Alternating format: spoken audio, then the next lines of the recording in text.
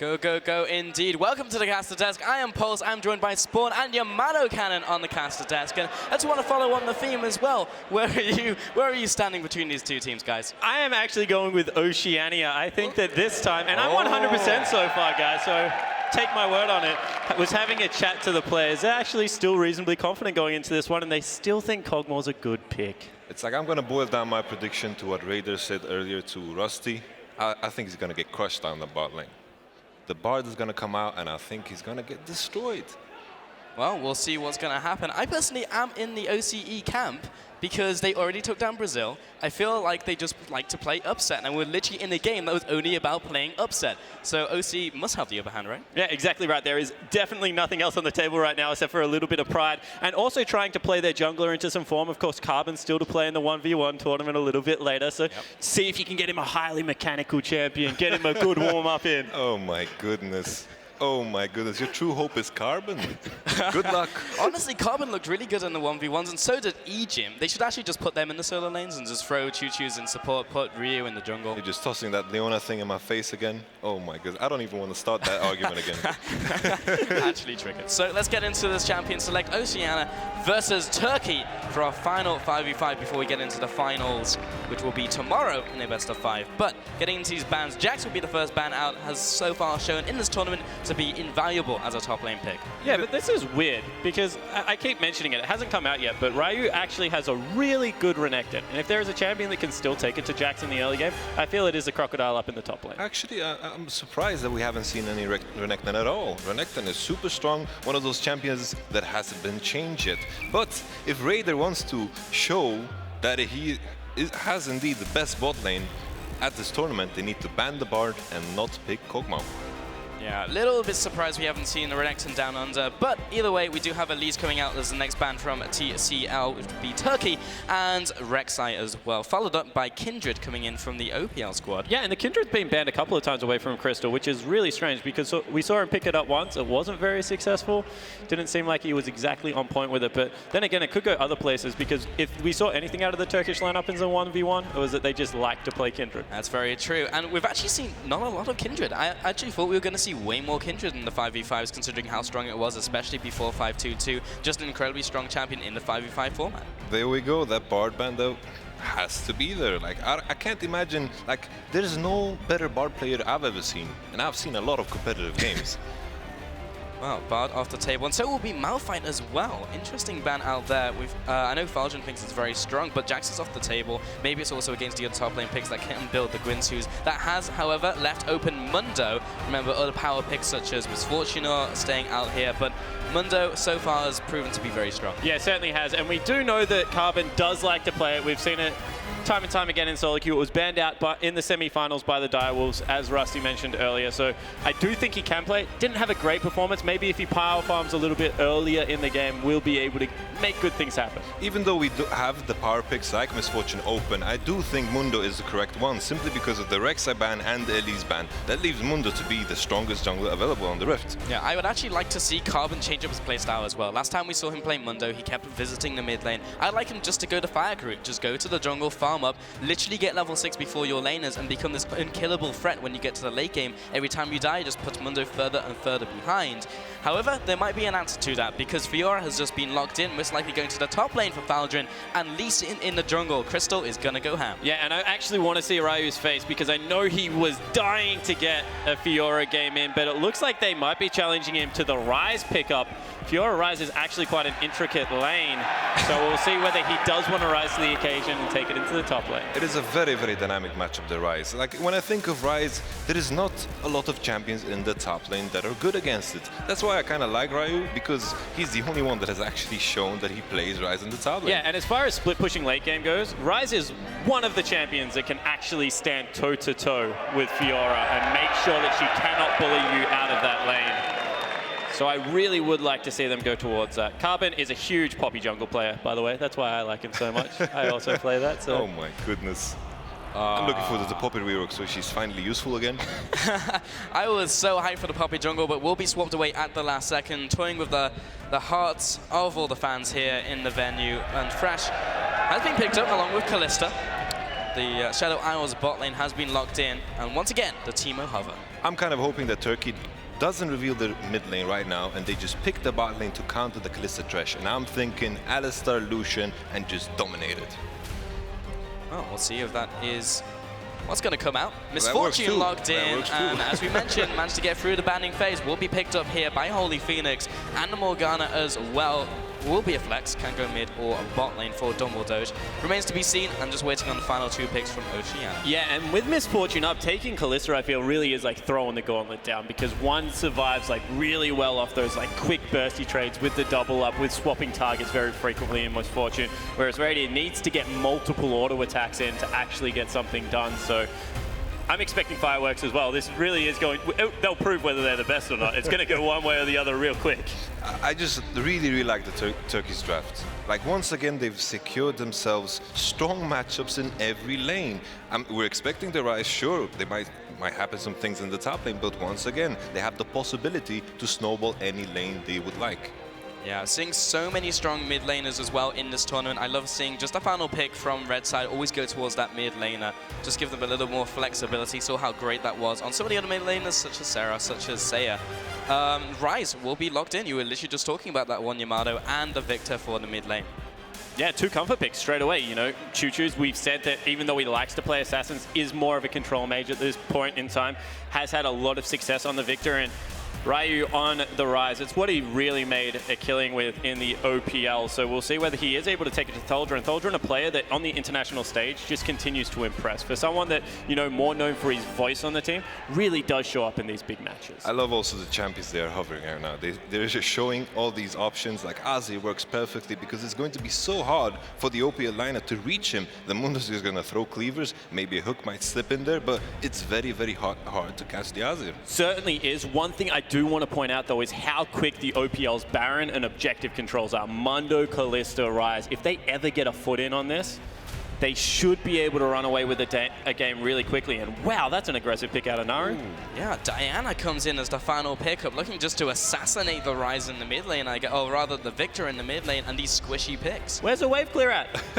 The last time we saw Diana in this tournament, I also thought it was a horrible pick. It was the G4 playing the Diana, and they had this composition that had absolutely no wave clear, as you just said, Spawn. And they lost the game. And they lost. And then again, they're playing against the Rise. They could have kited him so well, but now they have to dive into him. Yeah, I certainly agree. That is a bizarre pick from Naru, but as we said, this is just for spoiler, just for a little bit of, I guess, revenge. You see Ryu on the screen having a couple of deep breaths, you have to say. He didn't look the most confident. No, I mean, I'm not sure if I would be if I was up there as well, but the Diana, yeah, it's an interesting pickup coming into the mid lane. Also gone for the Ignite, so he's looking for the kills to happen. Remember, Crystal is on the Lee Sin as well, so apparently just looking to snowball the early game and not letting Rise and Victor hit their big power spikes. I feel like the mindset of Naru to pick Diana is simply because he can buy Abyssal Scepter, which is very cost efficient against the Rise and the Victor. And as soon as they get into team fights, all they have to do is just push the Fiora and the Diana on top of the Kalista. Yeah, I also think what they recognized is that their split push was kind of answered by the Rise. So now they're going to run 1-3-1. Now they can just take the Diana into the bottom lane. Who the heck goes against that? Beautiful idea. I like it. I'm super happy he swapped out that summoner because the teleport is super important on Diana. Yeah, that is a big deal. So we'll be teleport going on to Diana in the mid lane, literally seconds away from getting into our final 5v5 today, the second to last day of the International Wildcard All-Star here in Melbourne. And about to get into this. Literally, it will just be OCE trying to play spoiler up against the Turkish squad who have already locked in their place in the final. Yeah, and you see the crowd reacting to the Oceanic team. Carbon eats a bind. Not a good start. Now he knows what Double Doge is. Oh, and they got first CS. Ooh. What's your answer to that? Well, they're ahead. They're known for the strong early game ward killing. And you're not wrong. Valdrin will answer the push by OPL and place down an additional 2 wards into the OCE jungle. Meanwhile, Carbon and Ryu are going to head into this top jungle. Those have been sighted by those wards. However, in the darkness, so bad. Valdrin and Crystal Ryu, is about to turn the corner. Well, Places Now he down should the know. ward. This is not looking good for the life prospects for Rise. Has to flash away, and will also have to recall, so going to be late And to that minion teleport. wave as well, and also burns the teleport. I think Pretty he bad has stuff. enough time. He has enough time. But like seeing this start, already we have flashbacks from the previous game Turkey played.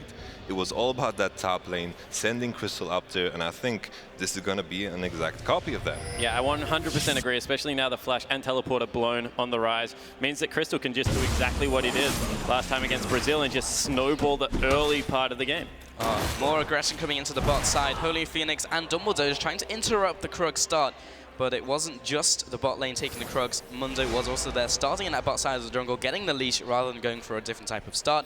Riot was not able to help him if he wanted a double jungle. And all of a sudden, Crystal's positioning on the map becomes super important because Carbon is on the wrong side of the jungle for Ramundo. He goes incredibly low on his first clear. Lee Sin, on the other hand, stays very healthy. I think it all comes down to Rio's patience in this lane. He has to make sure the lane slow pushes towards him so that Mundo can get the full clear that he loves to do. Just take all the jungle camps, get the level advantage, and then come in the top lane.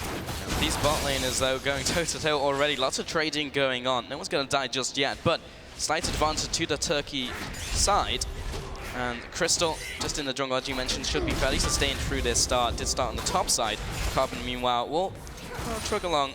But looks like he's going to go for a full clear as well, which I actually do like. As we mentioned in Champion Select, I really just wanted to see Carbon go for a sustained early clear and just clear the jungle. Yeah, and it looks like he is staying reasonably healthy. Is out of potion, and Crystal will invade here.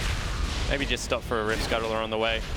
But that bottom lane already, Oceania is falling behind in CS. It's 14-9. It's like they forgot to just hit the first wave. But this is such a hard bot lane for the OPL lineup, simply because the MF favors these small, short trades. Like Kalista wants to get in there while the Thresh CCs. But with the Black Shield coming in, the MF can just tag in, tag out, which is perfect for him.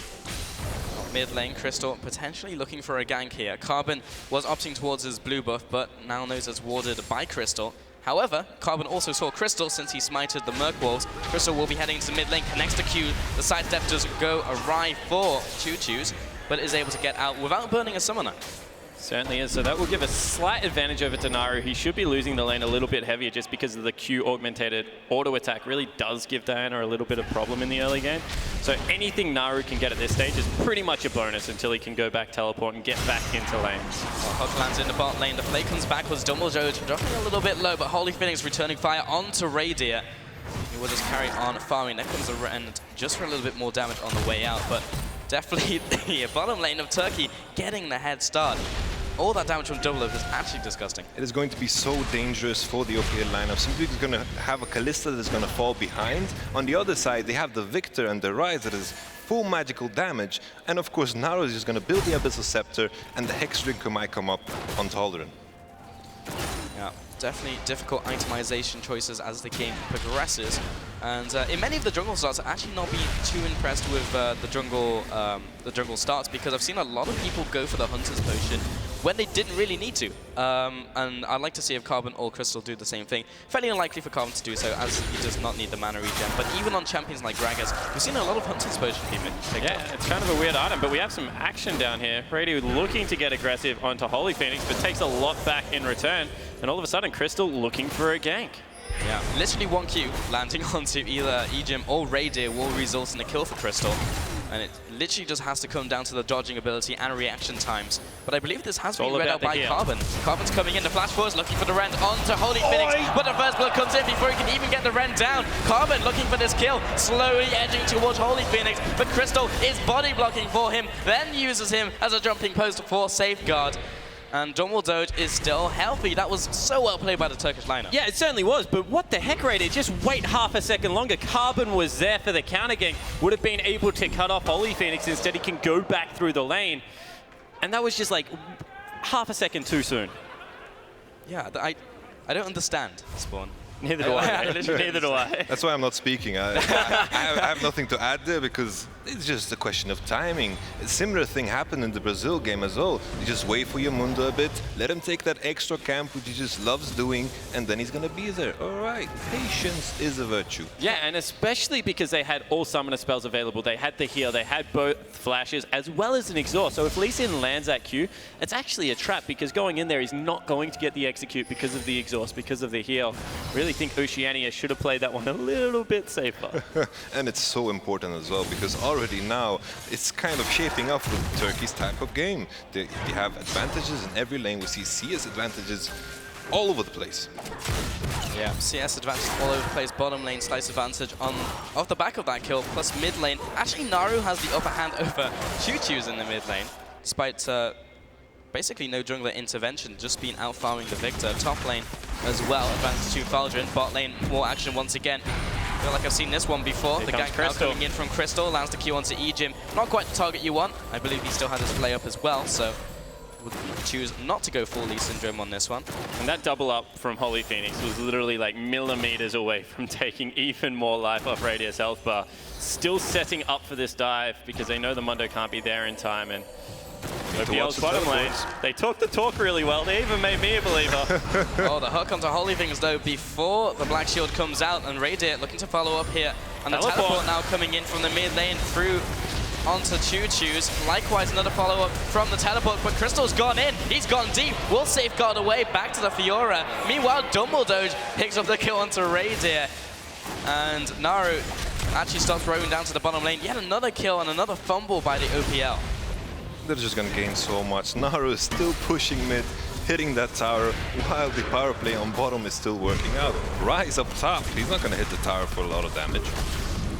No, he is not. He is taking that tower very slowly. Actually hasn't even damaged the turret yet. I think this is the first time he sees the turret. Yeah. The way he's been pushed in without summoners. Is in a lot of trouble. Yeah, places down the gravity field. And actually, Spellamy, that was so good by Valdrin. But Choo-Choo's may get away here. Well, actually gets a small heal coming in from the Biscuit. But where do you go? You can't go up, you can't go left. Stuck in the middle with Naru. Picks up the kill and 3-0. Yeah, and I kind of think Choo-Choo should have just been like, you know what, Ryu, it's your lane. I don't really care about it. Valdrin needs a kill. You deal with this one, buddy. Naru, please stay out of my lane. But instead, he gives one over to his lane opponent. Does a good guy thing. Why not? The Rise is the one true hope. He has caught up in CS, got to hit the tower a bit. Maybe that is what is going to keep the OPL lineup in the game. I certainly hope so, Yamada. Thank you for some hope. Yeah, I had faith. My faith is waning currently. But Ryu in the top lane has picked up his core item build, has the tier and Catalyst. So as long as he starts stacking in about 20-30 minutes time, hopefully Ryu can go 1v5. Because currently mid lane is not going well, bot lane is equally not going well, and Holy Phoenix is going 1v2. Yeah, he certainly is, and the one hope of the Oceanic squad, as you can hear the chants still, is that top lane rise. We keep mentioning this is a position that Ryu is maybe a little bit too familiar with. He really is a good solo carrier on his team, and Crystal's responded to that by coming up here for a gank. There's also another shining light on the OPL lineup. This Carbon, he has a level advantage on Crystal. They can still fight 2v2 up top. But the problem is now, Naru's going to be pushing mid and the TP's coming up. There's a lot of damage by Carbon. The early game damage coming in from Masochism and the Q is a lot, but Crystal is able to make his way out still, level 6. So had the kick, just if necessary. But Carbon at least did read the aggression from Crystal, so top lane is under no troubles. And Carbon doing the right thing as well. He has been farming out the jungle for the most part and hanging around looking for those counter ganks as Mundo. Yeah, he certainly has. It's more the impatience of the bottom lane, I want to call it at this stage, that it's cost Oceania so much, and Ejim's been caught again. Oh, such a good hook from Ejim. Won't be able to result in anything, but literally baited out the hook onto Dumbledore and switched directions at the last second onto Holy Phoenix. However, Radier is just kind of behind right now, so can't go for those trades. Yeah, and you understand that Dumbledore knows the matchup. Normally, you would black shield yourself straight away because you think you're going to come under fire. He doesn't really care. He's nice and tanky because he picked up the early Sightstone. He gets hooked again, though. Ejim on point with the hooks, but again, very little follow-up. The binding comes out. Holy Phoenix splits up the fight with bullet time. That's a turret as well. Crystal is here to add even more pressure into the Oceanic lineup, and they just have to run. Yeah, I mean, Crystal has nothing else to do right now apart from go bot lane. The bottom jungle is basically cleared out. He does have the blue buff to go to, but Naro can take that himself. He's a strong, independent mid laner. He'll head into his bottom jungle. Since we have that top lane matchup that is so even for the OPL side, they have the Rise going on, maybe he's pushing out the wave. What I want Turkey to do now, push out bot lane, take the dragon, and then just swap the lanes. Take the Rift Herald and pressure all of the map with his MF that is super strong. Yeah, I completely agree. Right now, if the Turkish lineup does take dragon, there is nothing on the bottom side of the map. So instead, they're looking to make a play right now with Carbon, with Ryu. Gonna give it a go onto Faldrin. Looks for the stun lockdown, activates the grand challenge, but will go down before that even resolves. Wasn't able to get a single auto onto Carbon. So the first kill goes over to OCE, a glimmer of hope, and Ryu still strong as the single hope for OCE. Yeah, and this is the thing. They've got one hope in this game right now, and it is the Rise. And you know, the lane swap that you were looking for, Yamato, is coming in right now, but Naru needs to be careful.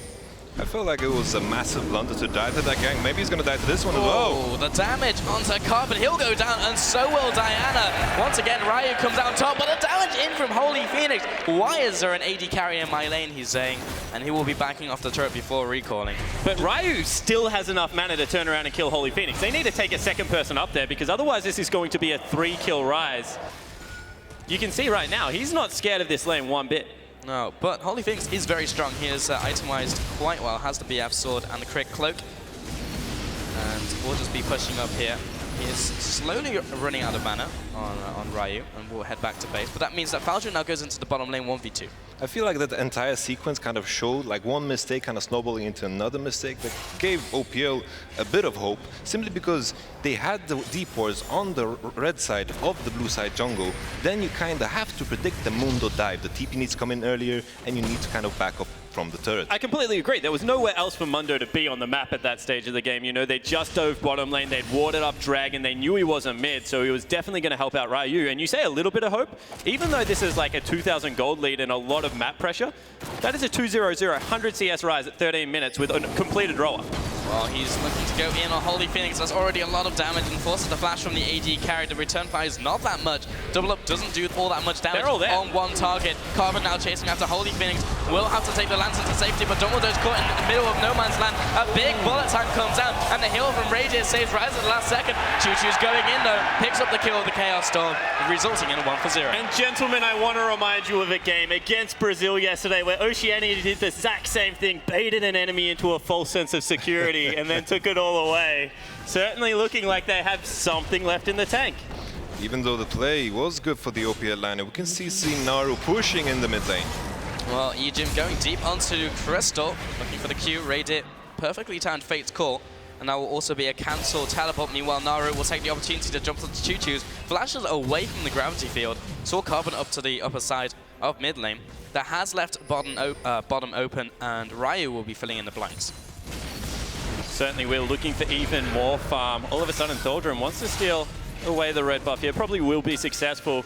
And I feel we're going to have our first lull of the game, because we've had a lot of chaos, and Turkey will realize right now, hey, we had this game in the bag. Like, there was probably nothing Oceania could do apart from that play in top lane, and we just let them have it. So let's slow down, let's recognize our win conditions and see if we can get it back together. Yeah, now going for the Rift Herald, OPL will be going for that objective, but taking a step back for a second, because we've had a bunch of action in the first 14 minutes. Some of the item builds have started to come into focus. The mid lane has picked up the Nash's Tooth now for Naru, also looking towards, actually going to hold that thought for a second as Holy Phoenix is aggressing, looking for this kill. Naru jumps onto Ejim, that is so much damage, picks up that kill with the Lunar Rush, and that is the kill going over to the Turkey lineup, but the Rift Herald did go over to OPL.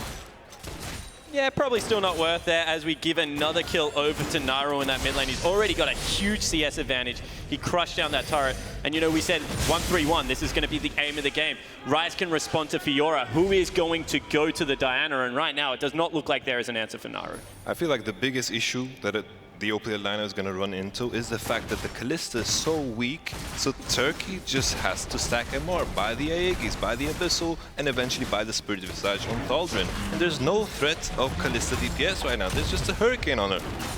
Yeah, Radiant now in this 1 versus 1 against Holy Phoenix. 2-level differential between these two AD carries. This will be very difficult to go for this one-on-one, but both supports are off in the wings waiting, and Dumbledore clears out this pink ward, so Egypt knows where he is.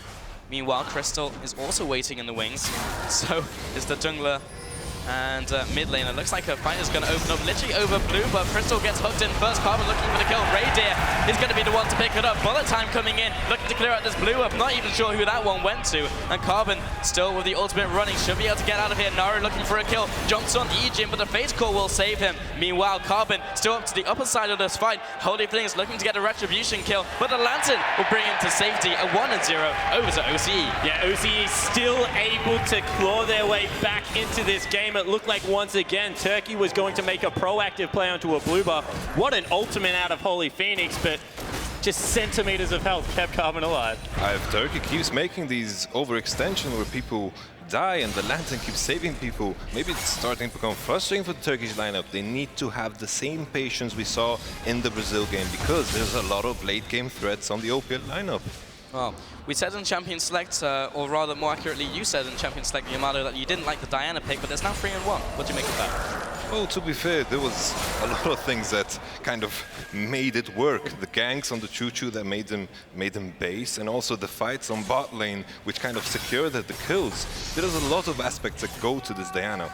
Yeah, I feel like randomly walking through your jungle as mid laner is definitely one of them that is just going to not lead to good things. And Choo's actually doing the right thing now, clears out some vision. Now taking this one away in his own jungle. Dragon is now alive, the second one of the game. Should be able to contest, or maybe not contest at all. This will be taken out by Turkey.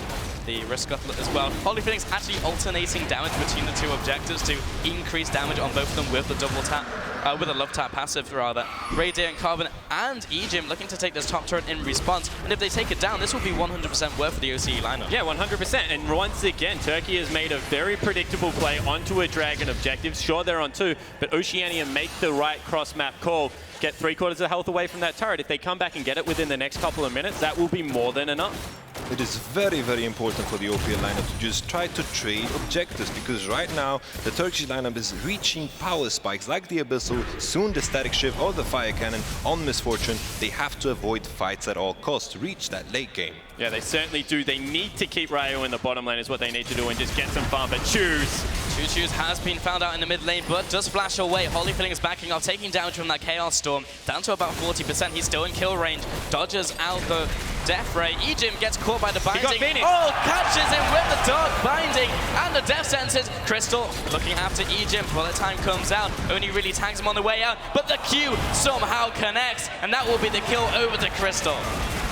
What the heck? Holy Phoenix still going with this. Meanwhile, we saw a scuffle in the bottom lane between Ryu and Tholdrin, and Ryu's definitely getting the better of that matchup. Sorry, it was against Naru. The 3-1 Diana can't even go up against Arise, so that's definitely all the eggs, one basket. Let's go, boys. Yep. All in. And now we start to understand why the Diana made little sense. She struggles against Ryze. Ryze loves it when people run into him. He's just firing his abilities right in front of him. He has a relatively short range, perfect against melee champions. Perfect indeed. Is definitely working out as an answer to that pick so far, Yamato. Meanwhile, Carbon in his jungle just continuing to farm out, has picked up the Cinder Hulk and the Stalker's Blade as well. So we were talking so much about the skirmishes, but every single Mundo we see picks up a different jungle item that is in skirmishes. Yeah, they certainly do, and I feel that it's whether you're up or down. If you're really snowballing the game, Red Smite gives you so much extra damage. What Carbon wanted to do was enable Ryu, so the Blue Smite actually makes a lot of sense. Trackers, I feel, is if you want to keep someone out of your jungle. We talk about the relatively weak clear in falling a little bit low in health if you do put it on power farm. And I actually like that adaptation, because you just ward the 2 entrances, no one can come in. And also from the Blue Smite, the slow is very, very effective against any champion on the Turkish lineup, except, of course, the Lee Sin, who's very, very mobile. If you slow down the MF, she doesn't have any escapes. It's perfect for her as well. Working it out perfectly. Rapid Fire Cannon has been completed by Holy Phoenix, so we'll get the extended range on the energized auto attack. Carbon Choo-Choo's Ejim pushing down the mid lane. Dumbledore, however, should be able to clear this minion wave out. However, forgot he was support, probably won't be. But Holy Phoenix is there to back him up. So is Crystal.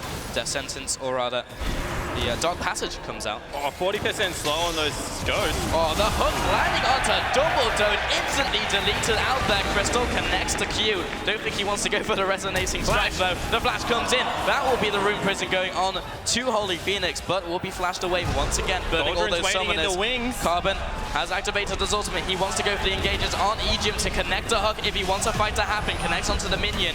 Does not choose to go in, maybe able to pull the trigger. However, in the back line, Diana looking for the kill. Fodrin, however, goes in way too early, and Radiant brings in a support to assist him. The exhaust comes out, bullet time comes down, but that's instantly interrupted. Naru dropping low. Carbon wants this kill, but he is detonated by Naru, and that's a 1-0 fight over to the Turkish team. And not only that, they swapped a mid lane tier 1 turret for a bottom lane tier 2, and with this 1-3-1 split push, any pressure you can get on the bottom side of the map just becomes so much more important because of where Baron is located. And even though the Turkish lineup ended up ahead after this battle, I felt like they could have even played it better and punished OPL even harder. So I'm happy that it just ended in 1 kill for OPL's sake.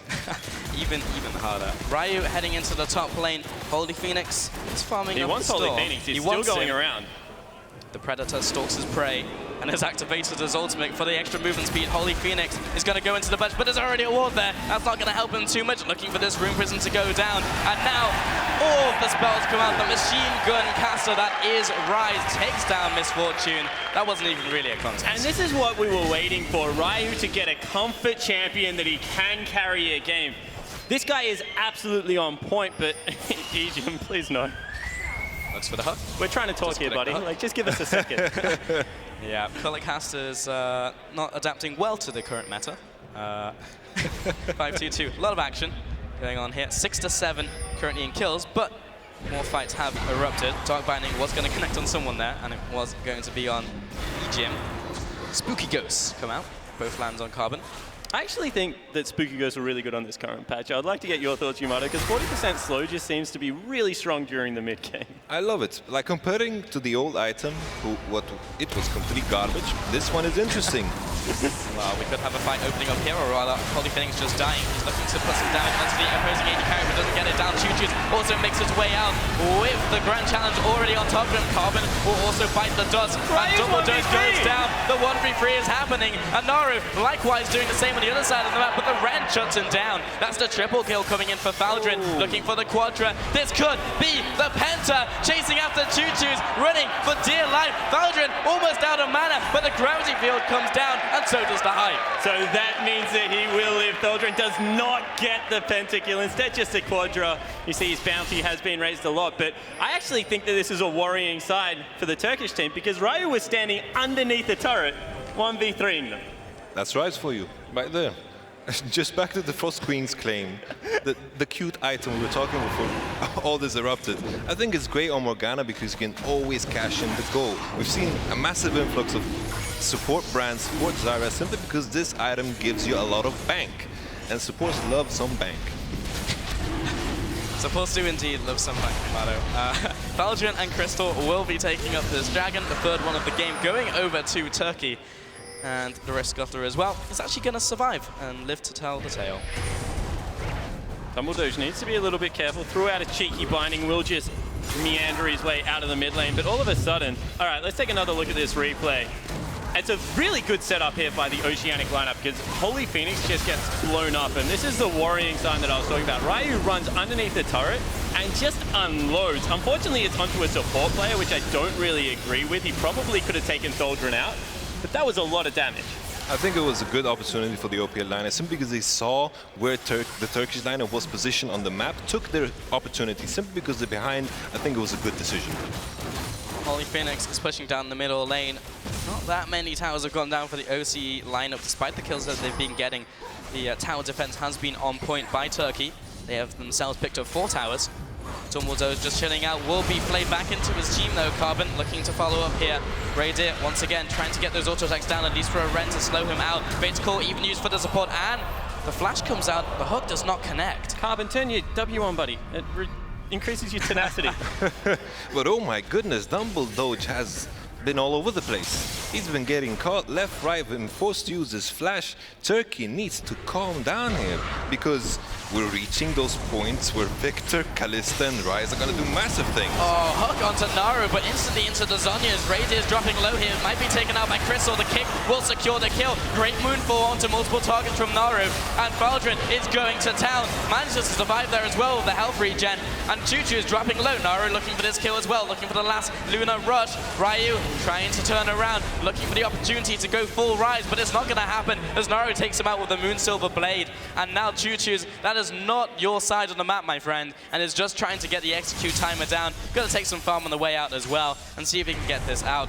Dumbledore did not tag him, and that will be the execute. But it will also be the Baron for the Turkish lineup after only Holy Phoenix goes down. And that was once again just not understanding where they're strong. It's a Rise right now. He's 5-2-0. Make sure he's there when the fight starts, not teleporting in on the back end. As I said, Rise likes it when people run into him. Rise is not the kind of guy that wants to chase people. OPL committing into this, it was definitely the wrong decision. I think we can all agree on that one, but there is still time to come back. 9,000 gold behind. Not the end of the world, as Rise exists on their team, and he has currently hit the Seraphs and also the Rod of Ages, and is 5-2-0. So should be able to actually do something in this game. But Naru picked up the Zhonya's Hourglass. We saw even the pick going on to him in the last fight was not enough to make it work. Holy Phoenix, he's 1-4, but still does a ton of damage. Even if you get a pick on him, Faldrin is still on the team.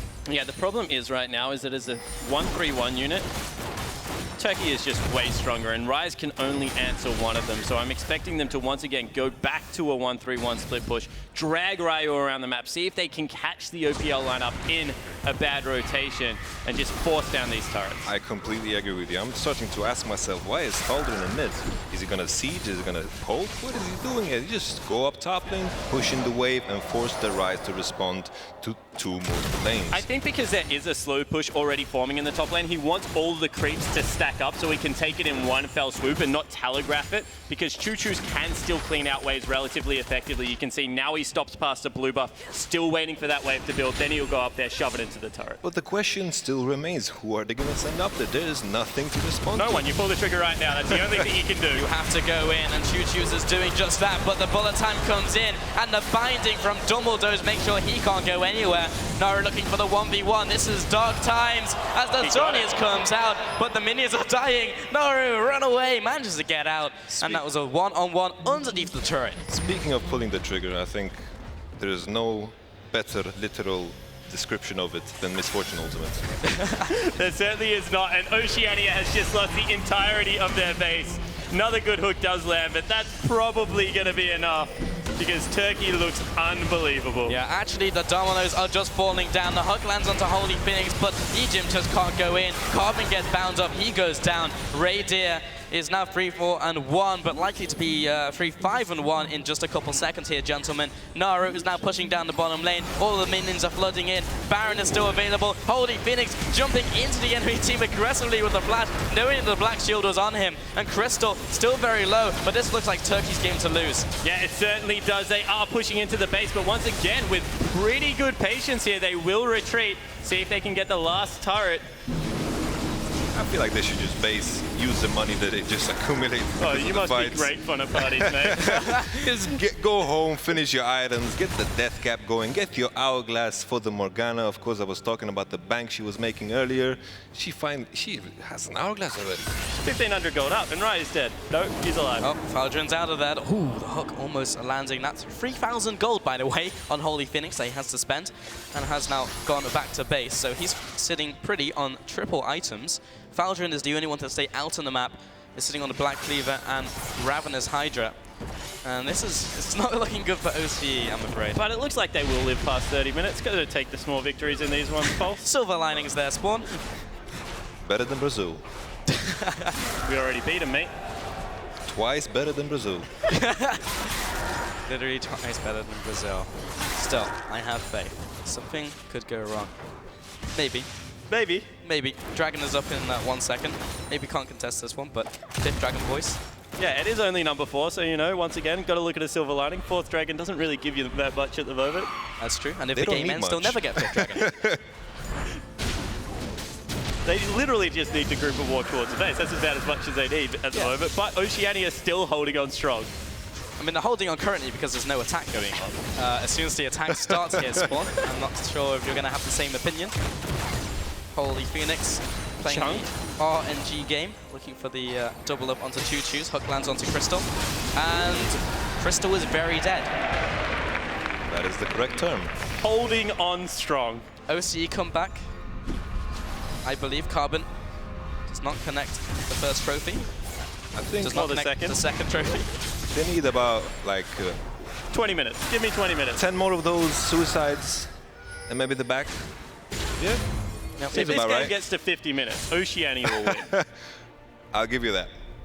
Maybe they can just go over there, ask Turkey to take a timeout. Tea break perhaps. But Radiant is farming up. Silver Linings, the creep wave is going to the OCE lineup. And to the bottom lane of Oceania's credit, even though it was a very rough early game, they have come back relatively strong. Radiant has reached a fairly strong point in the game. And this tower, I was going to say it needs to be defended, but it will be very difficult to do so. Now down to around 20% HP remaining. And the one Turkey thing about should be able to take 1-3-1 this out. split pushes is as the map shrinks, it becomes less effective. That is true. Now everyone can just defend the waves as a group of 5 because they come in at different times. It's going to be very hard for Turkey to maybe close this one out within maybe 2 minutes. I have to say though, looking at Ryo's itemization, we already have the Abyssal Scepter on the Victor. I feel like Ryo just needs to build the Void Staff to be able to shred through these targets that are buying so much magic resistance. Yeah, certainly do agree with that one. Maybe he's just looking at the 1v1 that happened between he and Naru, trying to be able to win that. And this is probably go button because Ryo got Radiant caught. Radiant is caught. He's taking so much damage and no one's there to save him. Bullet time comes through. Valdrin already on the back lines will be parrying up the damage coming in from Ryu. And Carbon also caught up by the Dark Binding. Naru has been dragged into the double turret. Will have to flash away. Valdrin looking once again for a kill onto Carbon.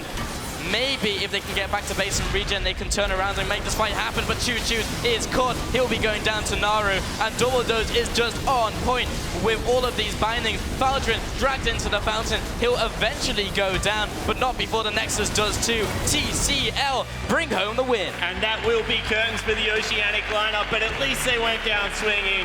Ryu, especially in that top lane, had a fairly decent game. But so much respect for the Turkish lineup after what was a fairly poor day one, have really exploded back into this tournament, undisputed first place. Yeah, OCE can go home with their heads held high, but Turkey, very excited to see what they bring tomorrow. Well, they are definitely looking like favorites. They are changing the tournament meta, if I can call it that. Everyone was playing towards the late game. They just swooped it around, went full early game, and it's working beautifully. Yeah, it certainly is, and really got to look towards their top laner. Thaldrin has just really, if he is the shot caller, and as I said, I believe he is making so many good decisions around the map right now. The camping of the bottom lane was on point, able to get them ahead, translate all that pressure to the other side of the map as well, control that Rift Herald that we've been looking for, Yamato, and really just dominating the early game. When you come, like looking at the other side of the bracket, like who they are facing, the CIS. I've been talking about Smurf so much, and I don't think the top lane matchup could get any better at all. No, and neither in the mid lane as well. Got Kira going up against Naru in the mid lane. Can't wait to look at that one. Even though my boy Naru is exceptionally good at Diana, I'm not sure if he can go toe-to-toe with Kira. Yeah, I certainly do agree with that, especially because Kira has already shown that he's got a pocket Cassidy in there. Definitely is a good matchup, and right now, it's kind of like an early game versus a late game. Are they going to go to the Protector Tristana comp in the CIS team? Is Turkey going to be able to continue this early game dominance? I think it will be a big clash of styles. And it's also looking at some of the plays the OPL lineup did in this game that kept them in this game was the trading of objectives. And I feel like the CIS region is just very, very good at it. And I feel like it's going to be a clash of styles. And it's very, very hard to predict what's going to happen because they are very good against this particular playstyle. Yeah, very true. Well, thank you very much, gentlemen, but we're going to throw it over to the stage where we do have an interview with the winners. Thank you very much, Paulson. I'm here with Thaldrin and Carbon. Of course, Carbon, unfortunately, out of the tournament now. But Thaldrin, what happened to the Turkish team? You guys have been ridiculous today. First, it was close to a perfect game, and now a victory here against the Oceanic home team. What happened? We all know that we are skilled as individual players, but we couldn't build our synergy into the team game, and these group stage, let's say, helped us to build that energy and be the victorious. yeah, managed to find the synergy. And over to you, Carbon. I know this was your last 5v5 game, but how does it feel to represent Oceania one more time? Of course, the last time was last year. How does it feel being back on this stage? Yeah, it's pretty sick. Love playing at home. Second time I've played in Melbourne. Yeah, crowd's been amazing so far, so thanks, guys. Yeah, no, it's good. It's good fun. And they're definitely behind you as well. And I just want to ask about the top laner as well. We saw Ryu just managing to step it up massively in that game, despite the fact that you did actually fall down. How does he feel about finally being up on one of these big stages? Well, Ryu has esport experience. I mean, he used to play StarCraft 2 professionally pretty well. So from my conversations with him, I don't think he was that nervous at all, to be honest. He just got shut down pretty hard. But Ryu Rise one trick, managed to get a couple kills this game, so hats off to him. Played pretty well. Yeah, he most certainly did. And back to you, Tholdren, as well. Going over to tomorrow, how confident are you guys up against the CIS region who have been playing very coordinated at the same time? I feel like that's something that you've overcome. Do you feel like because of all these mechanics, you'll be able to come out victorious? We feel pretty confident. I don't think we are going to lose, so that's it. We will win. Well, that is definitely confident there, Tholdren. So we'll see whether that actually manages to happen. Of course, you played together in the Ultimate Bravery team, so, I mean, they may have shared some secrets, something like that. But Carbon, one last question for you. Has this sort of helped inspire you to train even harder for the OPL split next season? Yes, I suppose so. To be honest, all I want to do is go home and cry. But no, look, we'll come back next year. We'll give it another crack. You know, I still like the game, so. Well, I definitely hope so. It's always fantastic to hear from you, and thank you so much for coming up for an interview after that defeat as well. It's always brilliant to hear from Carbon, but we are going to throw it back to the analyst desk. Don't go home and cry. We will give you a hug, because in the end, that was a great game from Oceania. I think even they went down swinging asset and some individual things coming out there. Ejim, to name only one, every single hook landed. He went off. Even like he basically solo carried that lane where Rayday was having a very hard time. This Thresh barely missed a single hook. Whenever it mattered, every single hook connected. Of course, I'm not going to say 100%. We saw a few miss. Yeah, look, Ejim, he's the kind of guy that steps up to the occasion, and he went off. Yeah, I think in general, it's funny that they said, hey, we might be the best bottom lane here in the tournament. When they're both playing well, I think that's clearly something you can say. But Ejim played very well this game. Reddy played okay, but not nearly to the standard we've seen. Even earlier in the tournament, honestly, on his Kalista games, the Holy Phoenix played amazing. Yeah. He did, and it was kind of a continuation of the earlier performance, but the same can be said just for everybody on the Turkish lineup when you look at the way they were playing. And, you know, Yamato was talking about how they turned the meta of the tournament on its head. You go, okay, you want to play late game, we'll play early game and just push everything and just get our leads, expand them. And if they can do that tomorrow and there's no response to that early game strategy, they could be in for a very quick series. And to that, what I think is very exciting, we had this kind of IWCA All-Star meta evolving with, of course, a lot of control mages in there. Naru says, you know what, I'm going to play Ahri. Yep.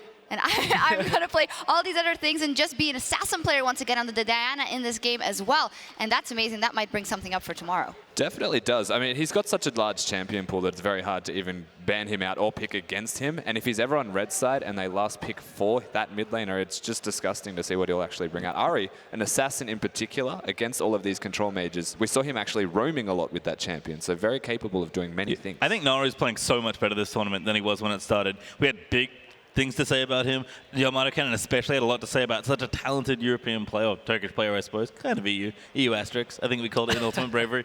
But he's been playing so much better tournament, like game after game, and it's really showing because he's just manhandling people in mid lane. And a lot of that stems from Crystal, buying him a lot of time, whether it was pressuring top lane to allow room earlier in the game when he just had the 1 versus 1 in mid lane, or Crystal just going completely ham on Lee Sin as well. But honestly, that's just the thing, is Turkey, they're snowballing the right lanes at the right time and just utilizing all of their advantages much better than the other All-Stars teams are doing right now. One thing to that, CIS tomorrow, we had Yamato here on the desk as well saying Smurf is the best top laner in this tournament.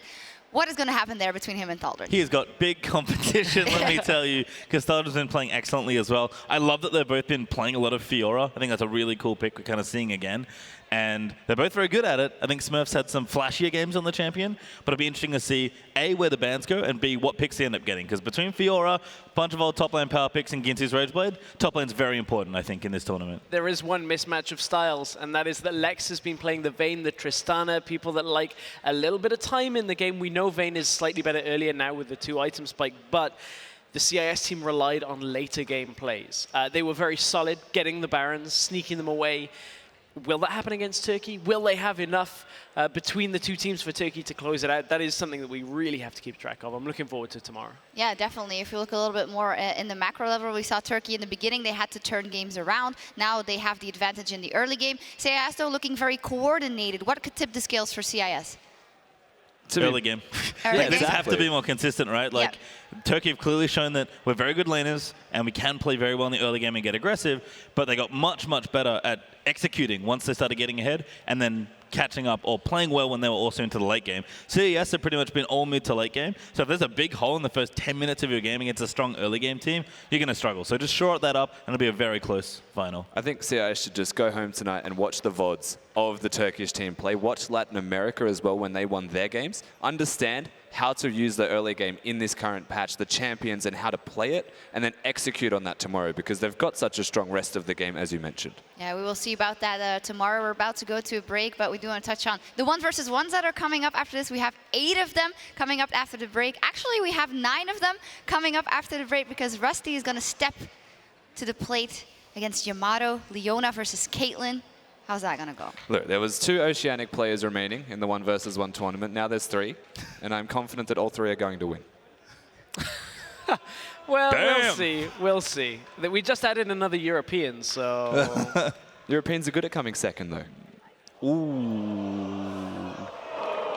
No more. I've actually got nothing. I've actually got nothing. Rusty, you won that one. You won't beat Yamato, but at least you had one victory today. What a Melbourne. Wow, okay. Whoa. Oh, God. Okay. Anyway, we're going to wrap it up and go to a break as the players set up for those interesting 1v1s. So don't go anywhere. We will be right back with more action.